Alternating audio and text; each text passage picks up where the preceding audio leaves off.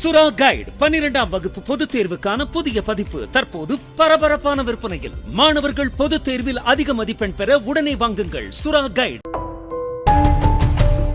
காஞ்சிபுரம் மாவட்டம் படப்பையில் இளம்பெண்ணுக்கு பாலியல் தொல்லை கொடுத்ததாக எழுந்த புகாரின் பேரில் கைது செய்யப்பட்ட பொன்னம்பலம் ஸ்ரீபெரும்புதூர் நீதிமன்றத்தில் ஆஜர்படுத்தப்பட்டார். அப்போது வயது மூப்பு, சர்க்கரை நோய், இரத்த கொதிப்பு நோய் பாதிப்பு இருப்பதாக பொன்னம்பலம் தரப்பில் ஜாமீன் மனு தாக்கல் செய்யப்பட்டது. இதையடுத்து ஒரு வாரத்திற்கு தினமும் காவல் நிலையத்திற்கு நேரில் வந்து கையெழுத்திட வேண்டும் என்ற நிபந்தனையுடன் நீதிமன்றம் ஜாமீன் வழங்கியது.